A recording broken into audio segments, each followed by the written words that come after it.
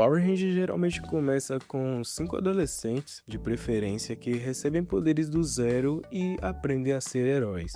E ao longo da temporada, vamos acompanhando sua trajetória. Mas nem sempre esses são os casos. Às vezes tem aqueles personagens ou até mesmo equipes formadas que já carregam o uniforme e a responsabilidade de ser um Ranger antes mesmo de tudo começar. E hoje, vem comigo que a gente vai falar sobre todos esses casos, vamos relembrar todos esses personagens em ordem cronológica. Em primeiro lugar, nós temos os Alien Rangers, Rangers alienígenas do planeta Kitar. Eles foram convocados por Zordon quando os Rangers foram transformados em crianças pelo Orbe do Destino. Os Alien Rangers são o primeiro caso de equipes fora da Terra, e eles são liderados pela Ranger branca Delphine, sendo a primeira Ranger mulher a liderar um grupo de Power Rangers, a liderar uma equipe. E um fato interessante sobre eles é que eles defendiam Akitar, um planeta que é quase completamente coberto por água. E o ambiente terrestre era hostil para eles precisavam estar se hidratando constantemente ou ficariam enfraquecidos. Mas mesmo assim, eles atenderam ao chamado de Zordon e os ajudaram a proteger a Terra enquanto os Rangers terrestres não estavam em condição. Os segundos personagens que já eram Rangers antes mesmo da temporada começar são um dos mais queridos por muitos fãs da franquia e fazem parte de uma das temporadas mais nostálgicas e memoráveis e também uma das melhores da franquia. Estamos falando sobre Andrews e Zane, de Power Rangers no Espaço. Andrews e Zane cresceram no planeta KO-35, um mundo habitado por humanos fora da Terra. Desde jovem, eles se tornaram Rangers e lutam lado a lado, defendendo seu planeta. E tudo ia muito bem, até que em uma batalha, Zane se machucou gravemente ao proteger Andrews, e a única forma de mantê-lo vivo foi colocá-lo num sono profundo, onde seu corpo pudesse se recuperar lentamente. E após KO-35 ser dominado pelas forças de Espectro Negro, Andrews ficou sozinho vagando pelo espaço na astromeganave à procura de Zordon, pois ele não tinha equipe e tinha perdido seu amigo, além de carregar essa culpa, esse peso com ele. Quando os ex-Turbo Rangers sobem a bordo da astromeganave e encontram Andrews, ele já tinha visto mais guerra do que qualquer um deles, pois já era Ranger há um bom tempo.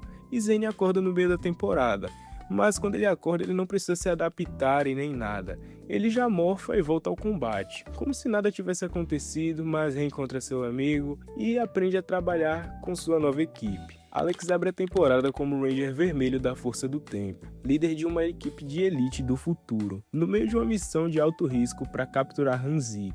E é uma das primeiras cenas da temporada. Até aí tudo bem, o Alex está dominando, só que então acontece que o Hanzik vira o jogo e o Alex cai. Mas é que a gente tem um caso tanto quanto contraditório e confuso, porque Power Rangers Força do Tempo se passa no ano 2001, 99% da temporada se passa no passado, mas ela não começou em 2001. Força do Tempo começa de fato contando uma história ocorrida 999 anos à frente do ano em que os eventos acontecem, o ano 3000. Alex está na lista por ter sido Ranger antes de todos os outros recrutas da Força do Tempo, mas seguindo essa lógica, isso se contradiz, porque ele é Ranger no futuro. E como Jen, Wes, Trip, Lucas e Kate se tornam Rangers no ano 2001, eles são diretamente Rangers antes do tempo de Alex. Mas apesar disso, todos eles são do mesmo tempo de Alex, fora Wes, e foram treinados por ele, o que não muda o fato de que ele tem mais experiência que a equipe de Força do Tempo. Talvez não em batalha, porque são os outros Rangers e o Wes, como Ranger Vermelho, que assumem quase todas as batalhas da temporada, mas sim de treinamento. Power Rangers Força Animal começa com Cole chegando na cidade e logo sendo arrastado para Animaia, onde é apresentado ao seu time, se tornando um novo líder e quinto Ranger da equipe.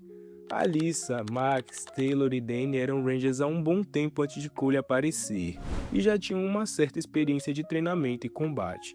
Pessoal, pra mim, sem dúvidas, a Taylor é a personagem mais interessante da equipe até o momento. E eu digo até o momento porque ao decorrer da série conhecemos o Merrick. Mas como estamos falando de personagens que eram Rangers antes da série começar, vale a pena destacar a Taylor. Quando criança, ela viu o Animarium pela janela do avião, e mal sabia ela que um dia estaria lutando por ele. Ela sempre amou aviões, tanto que se tornou uma pilota habilidosa da Força Aérea, se tornando até mesmo tenente. Seu treinamento militar e passado fizeram ela uma pessoa fria e insensível, além de uma líder muito rígida.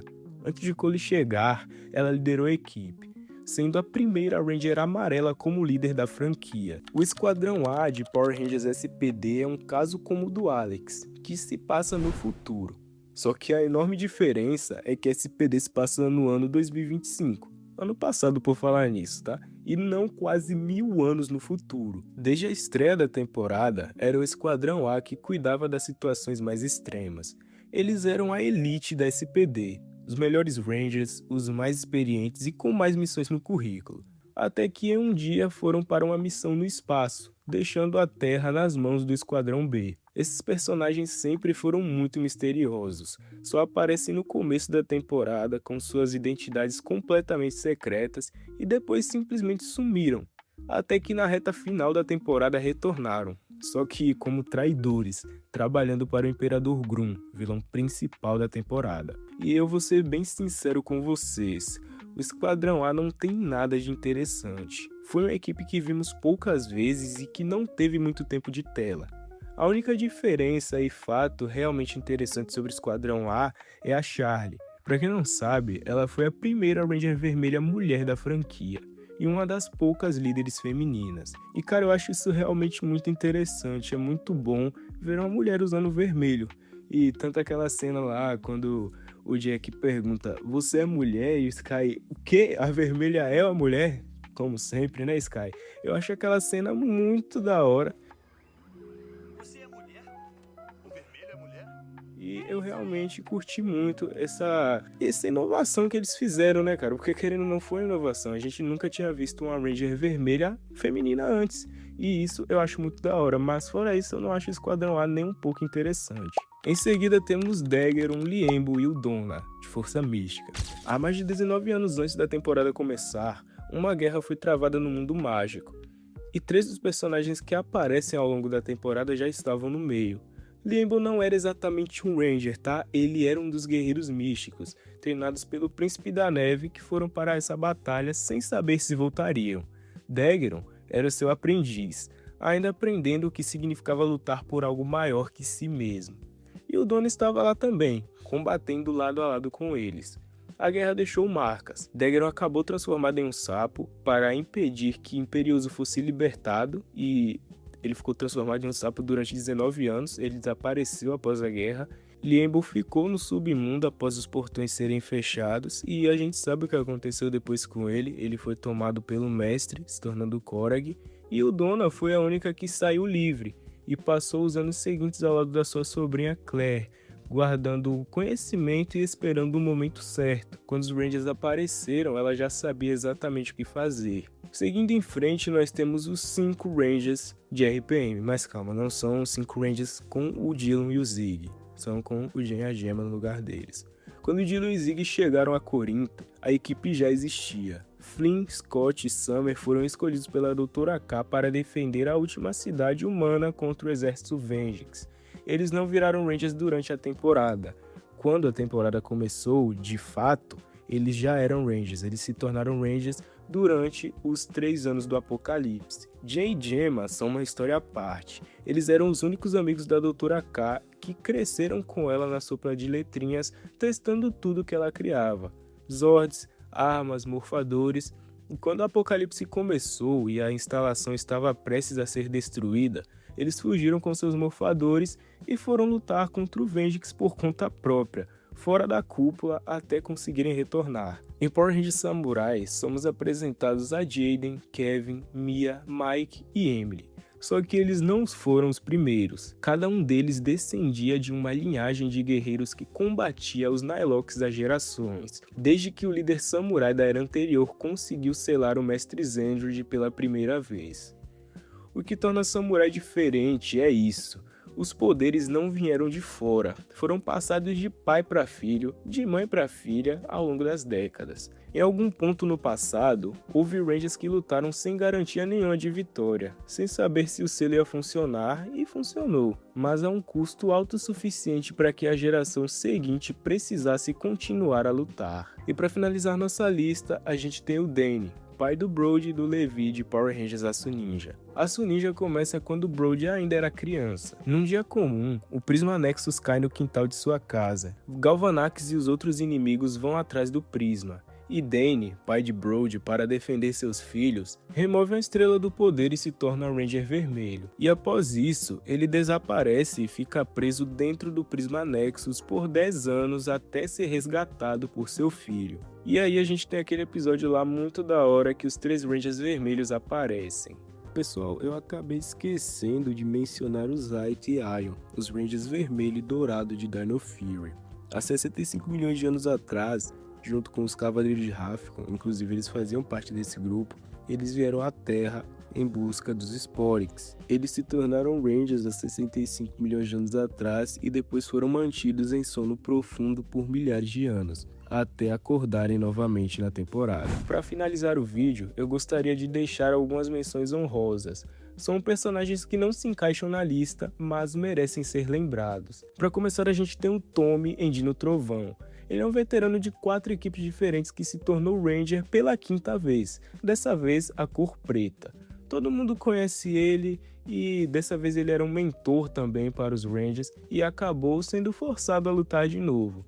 Então eu acho que eu não poderia deixar o Tommy de fora. Logo em seguida a gente tem o Ryan Mitchell de Lightspeed Resgate, o irmão da Dana.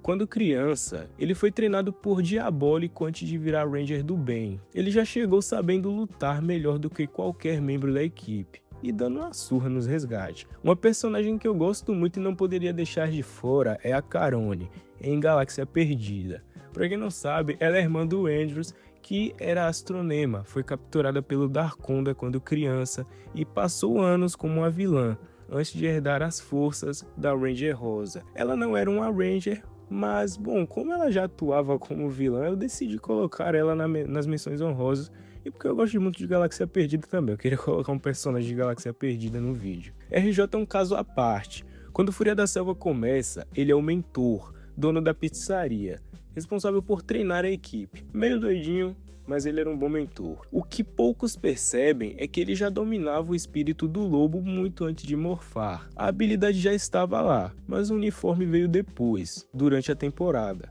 o que tira do critério principal. Mas não dá para ignorar que ele chegou num nível que nenhum iniciante chega, porque ele não era um iniciante. E por fim, eu não posso deixar de mencionar a Lauren. Ela é a verdadeira herdeira do poder de seu pai, e passou a vida inteira treinando um único símbolo para quando chegasse o grande momento, estar aperfeiçoada e pronta para selar o Mestre Zendred, enquanto Jaden liderava a equipe e fazia todo o resto do trabalho.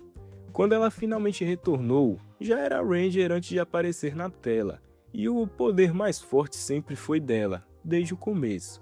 E sua missão era só uma, selar o Mestre Zendred de uma vez por todas, e ela quase conseguiu. O único motivo por qual ela falhou foi porque Zendred já havia absorvido a Daiu, que era metade humana, e humanos não podem ser selados.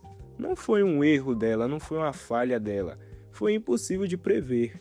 E entre as poucas Rangers vermelhas femininas que temos na franquia, Lauren é minha favorita. E pra mim a melhor, eu acho que vocês também devem concordar, né, pessoal? Ela é uma personagem que carrega uma história inteira nas costas antes de aparecer na tela, e eu acho que ela nunca foi valorizada como merecia. Bom, Power Rangers costuma contar a história de quem descobre o poder, mas esses personagens nos lembram que o mundo já estava sendo protegido muito antes da câmera chegar. Se você curtiu o vídeo, deixa o like, se inscreve no canal e ativa o sininho para não perder mais nenhum. Até o próximo.